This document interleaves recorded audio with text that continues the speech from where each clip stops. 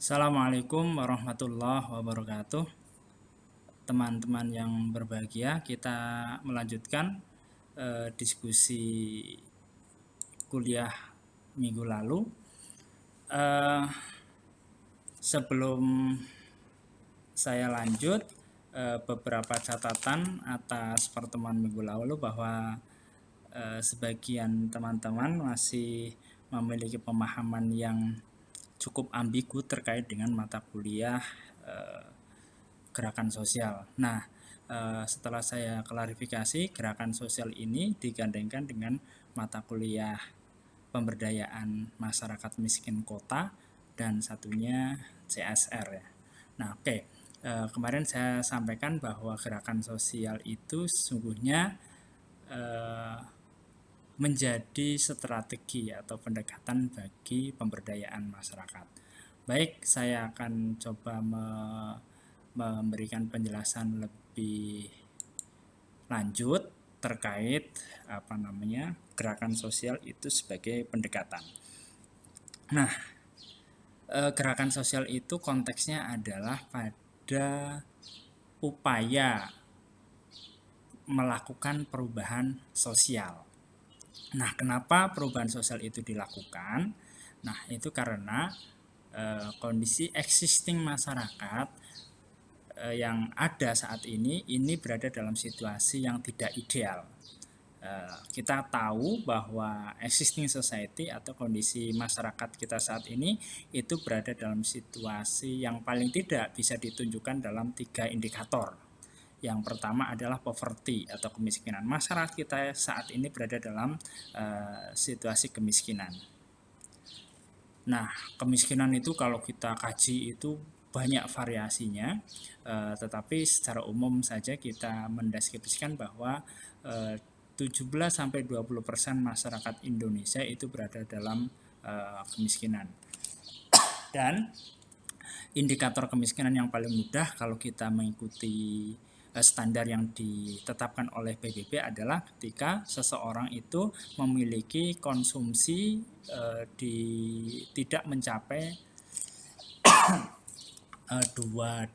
Jadi kalau saat ini $1 itu 14.000, maka ketika seseorang itu memiliki tingkat konsumsinya itu tidak mencapai 28.000, maka ia dikategorikan sebagai miskin.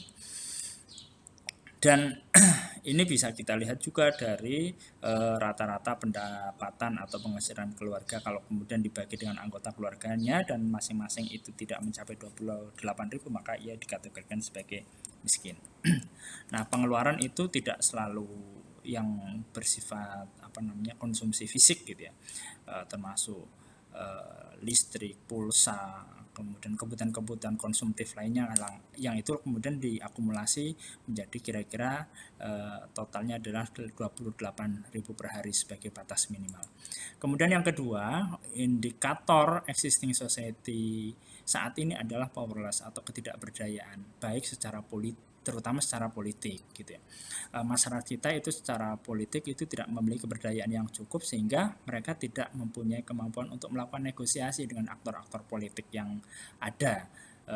Dalam banyak kasus justru kemudian masyarakat itu dieksploitasi secara sedemikian rupa menjadi korban politik dan menjadi komoditas politik.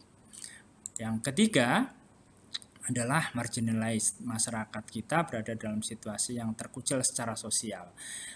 Peran-peran sosial yang dilakukan oleh masyarakat itu berada pada wilayah pinggiran yang itu tidak berkontribusi secara langsung terhadap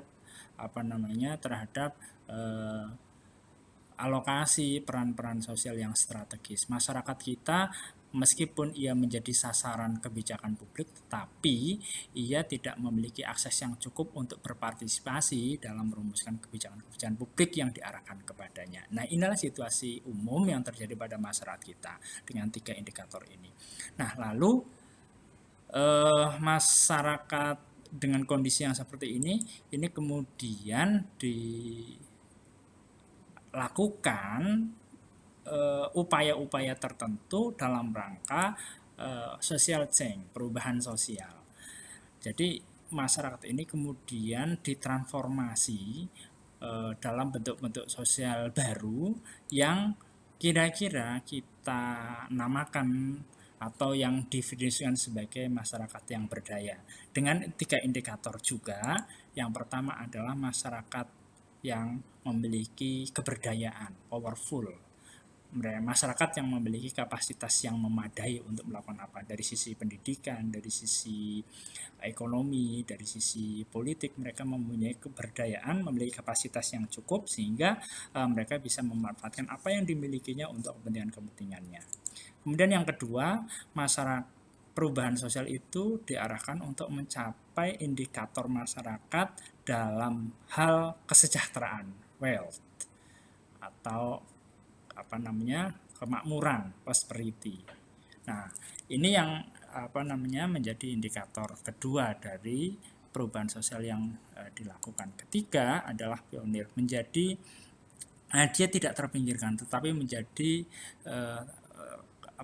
kelompok yang menjadi terdepan, menjadi inisiator gitu. Jadi fungsi-fungsi yang dilakukan oleh masyarakat itu tidak pinggiran lagi, tetapi apa yang ia lakukan itu bisa menentukan secara strategis bagi misalnya perumusan kebijakan-kebijakan publik. Nah, bagaimana kemudian existing society tadi, kondisi masyarakat kita saat ini yang memiliki 3 indikator yang memprihatinkan ini berubah menjadi masyarakat yang berdaya. Nah, ada intervensi, ada upaya-upaya yang dilakukan. Yang pertama, upaya yang dilakukan itu dari sisi negara. Dari sisi negara, mereka melakukan intervensi dalam bentuk ini. Biasanya yang kita kenal, misalnya ada bantuan, ada santunan, ada kompensasi. Di sini bantuan kan banyak sekali, termasuk beasiswa itu adalah bagian dari bantuan. Kemudian orang-orang yang tidak memiliki kapasitas ekonomi yang cukup, orang tua, renta, jompo itu masuk dalam panti asuhan. Kemudian kompensasi juga kurang lebih sama. Yang kedua itu jaminan sosial, nah termasuk BPJS, kemudian kecelakaan kerja, kemudian jasara harja, itu bagian dari jaminan sosial. Itu dilakukan oleh negara. Yang ketiga bentuknya adalah padat karya. Jadi negara itu berinisiatif memprakarsai, membuat satu proyek yang melibatkan banyak orang. Nah, misalnya kita kenal beberapa tahun yang lalu itu pembangunan jalan, pembangunan drainase yang dilakukan secara besar-besaran dan melibatkan banyak orang. Nah, ini padat karya. Nah, 3 hal ini itu dikemas dalam bentuk public policies, kebijakan-kebijakan publik. Nah, tetapi kemudian catatannya dari kegiatan-kegiatan ini, intervensi-intervensi ini ada kalanya sifatnya itu berjangka pendek. Jadi tidak ketika program ini selesai, maka kemudian masyarakat itu kembali kepada posisi awal ini. Kalau ini tidak dilakukan dengan baik, gitu, program selesai, kegiatan selesai, maka masyarakat akan kembali ke dalam situasi ketidakberdayaan ini. Nah, maka dalam konteks negara itu dibutuhkan pemerintahan yang memiliki orientasi kebaikan gitu, orientasi kepada kelompok-kelompok yang rentan dan marginal. Karena dengan pemerintah yang memiliki sensitivitas yang tinggi seperti itu, kegiatan-kegiatan bantuan jaminan sosial padat karya ini akan terus berlangsung sehingga masyarakat itu tidak kembali dalam situasi-situasi dengan indikator poverty, powerless, dan marginalized. Kemudian yang kedua, intervensi dilakukan di bawah. Nah, ini yang kemudian kita sebut dengan social empowerment. Social empowerment itu memiliki 4 indikator utama. Yang pertama adalah kemandirian.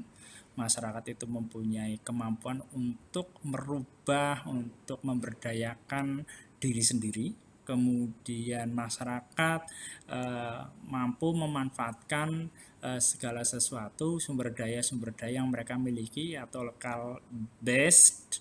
Kemudian berorientasi sustainably, berjangka panjang, artinya Artinya masyarakat itu bisa menghidupi, memenuhi kebutuhan-kebutuhan ekonomi, sosial, politiknya itu dalam jangka yang panjang di tempatnya sendiri, itu sustainability.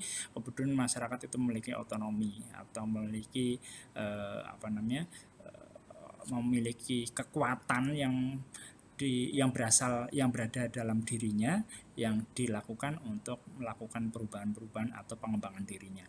Ini social empowerment. Nah, jadi yang atas ini public policies gitu, ini adalah ranahnya negara.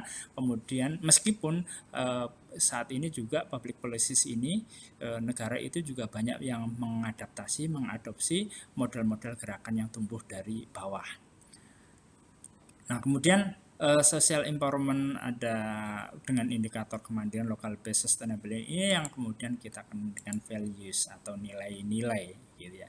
Lah, nilai-nilai inilah yang kemudian kita transformasikan kepada masyarakat menjadi social movement atau gerakan sosial. Artinya, masyarakat ketika dia bisa memanfaatkan, bisa mengelola nilai-nilai yang mereka miliki sendiri, itu bisa menjadi modal dasar bagi masyarakat untuk merubah dirinya menjadi berdaya.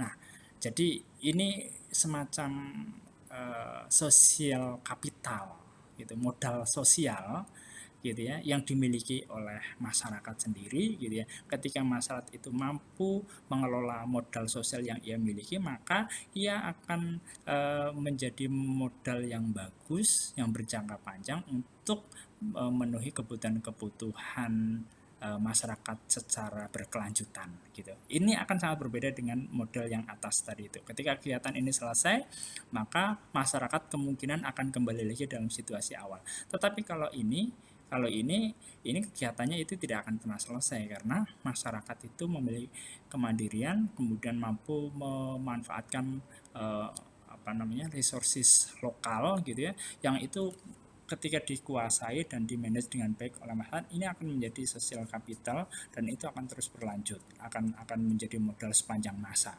Nah, bagaimana mentransformasikan ini nilai-nilai ini harus disadari, harus dimiliki, kemudian harus dikelola. Nah, ini yang lalu menggunakan pendekatan social movement. Jadi yang di social movement itu yang ditransformasikan itu bukanlah modal uang, bukan keterampilan, tetapi sebenarnya yang terpenting dari social movement adalah yang disampaikan adalah nilai-nilai. Karena sebenarnya nilai-nilai itu sudah dimiliki oleh masyarakat, hanya kemudian kita memberikan penyadaran, kita memberikan pemahaman, kita memberikan pengarus utamaan bahwa masyarakat itu memiliki modal-modal yang sangat bagus untuk kemudian digunakan dalam rangka perubahan sosial. Nah, social movement gerakan sosial ini yang lalu menjadi pembeda dengan model-model yang lain. Misalnya yang tadi public policies menggunakan pendekatan bantuan. Sementara kalau gerakan sosial ini menjadi strategi dan pendekatan dengan modus utamanya adalah transformasi nilai-nilai yang sebenarnya sudah dimiliki oleh masyarakat sejak awal.